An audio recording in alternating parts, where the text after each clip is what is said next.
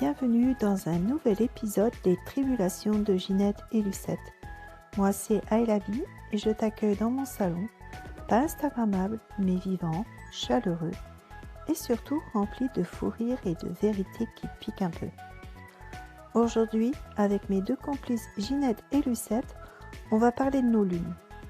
Pas la lune qui est dans le ciel ou de nos règles, les lunes qui sont en nous, celles qui nous empêchent d'avancer sans qu'on s'en rende vraiment compte. Moi, je suis habitée par la lune grise en ce moment. Ginette, elle, c'est plutôt la lune figée. Et Lucette, Lucette, c'est la lune rouge à fond. Et toi, tu vas te reconnaître dans l'une d'elles ou dans les trois?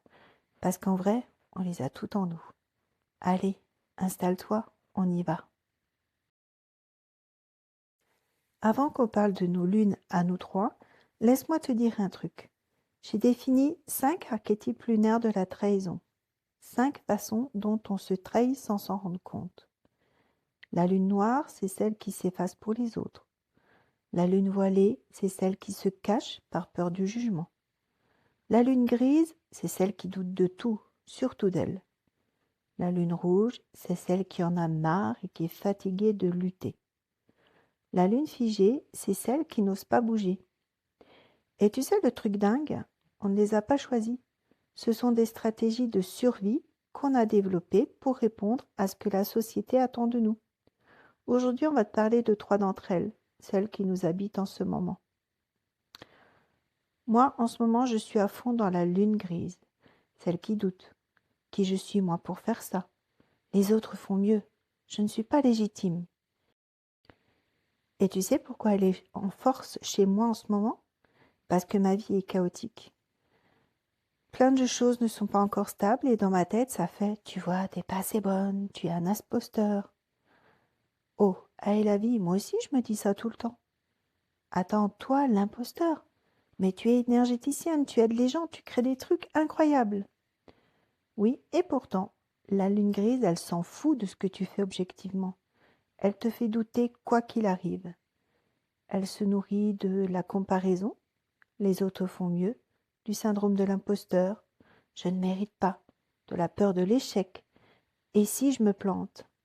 Et la société, elle adore la lune grise chez les femmes, parce qu'une femme qui doute, elle ne prend pas sa place. Elle reste petite, elle ne dérange personne. C'est exactement ça. Moi, je me dis toujours qui je suis, moi, pour oser ça. Bon, ok, mais on fait quoi alors? On reste comme ça? Non, Lucette, on la rencontre, on lui demande de quoi tu essaies de me protéger. Parce que la lune grise, elle doute pas pour t'embêter. Elle doute pour te protéger de la honte, du rejet, de l'échec. Et une fois qu'on voit ça, on peut lui dire « Merci, mais je suis légitime parce que j'existe. » C'est puissant, ça. Oui, Lucette. Et c'est un travail de tous les jours. Mais au moins, maintenant, je la vois, elle ne me dirige plus. Moi, je crois que je suis la lune figée. Ah oui, raconte-nous, Ginette. Je sais ce que je veux, enfin je crois. Mais je ne bouge pas. Je procrastine. Je me dis, je commencerai demain. Ou c'est pas le bon moment. Ou si je commence, je vais échouer. Et du coup, je reste bloquée, figée. Mais t'as peur de quoi au fond? Lucette, j'ai peur de me tromper. J'ai peur que ça marche pas. Mais aussi, j'ai peur que ça marche. Parce que si ça marche, ma vie va changer. Et le changement, ça me terrifie. C'est exactement ça, la lune figée, chère Ginette. Elle a peur de l'échec et peur de réussir. Alors elle reste immobile. Parce que l'immobilité, c'est safe. Et tu sais ce qui nourrit la lune figée? C'est la société qui dit aux femmes, reste à ta place, ne prends pas de risques, sois sage. Alors on reste figé, par peur de déranger, par peur de changer. Oui, c'est exactement ça. Ok, mais on fait quoi? On la secoue, cette lune figée? Non, on ne la secoue pas. On lui demande, de quoi tu as besoin pour oser bouger? Et souvent la réponse, c'est un tout petit pas. Pas un grand projet, pas une révolution, juste un tout petit pas. Genre quoi?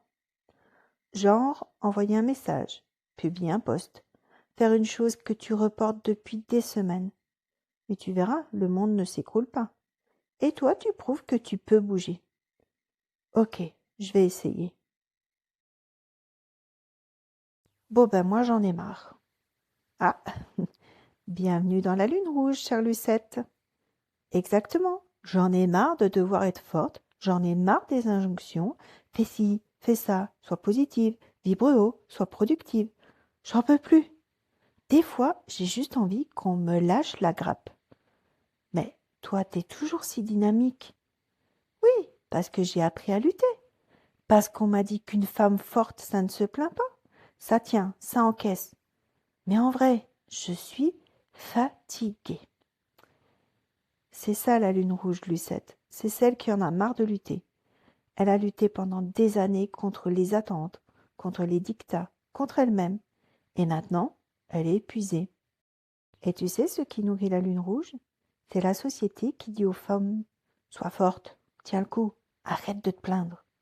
Alors on force, on se bat, on s'épuise.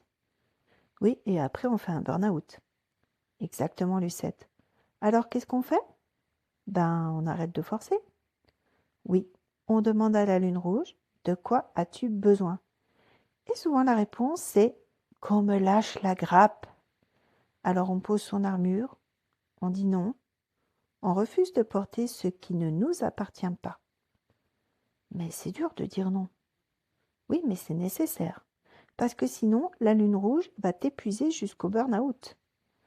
Ok, je vais essayer de poser mon armure.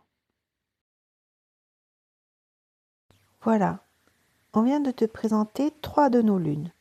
Moi, la lune grise, Ginette, la lune figée, et Lucette, la lune rouge. Mais, rappelle-toi, il en existe 5, et on les a toutes en nous à différents degrés. Parfois, tu es la lune noire, tu t'oublies. Parfois, tu es la lune voilée, tu te caches. Parfois, plusieurs en même temps. Et c'est normal, ce sont des stratégies de survie, pas des ennemis. Mais alors, on fait quoi avec tout ça? On les rencontre, on les écoute, on comprend ce qu'elles essaient de nous dire et on se libère de leur emprise. C'est pour ça que je suis en train de préparer un voyage à la rencontre de ces 5 archétypes, que j'ai appelés les archétypes lunaires de la trahison. Je t'en reparlerai un peu plus tard. Et sinon, toi qui nous écoutes, tu es quelle lune en ce moment? Oui, dis-nous, on veut savoir. Oui, viens nous le dire en commentaire de ce podcast. Nous, on adore te lire. Merci de nous avoir écoutés et puis à très vite pour la prochaine tribulation avec encore plus de fou rire et de petites rébellions. N'oublie pas de t'abonner pour ne pas manquer nos prochaines aventures et d'activer la cloche. Prends soin de toi.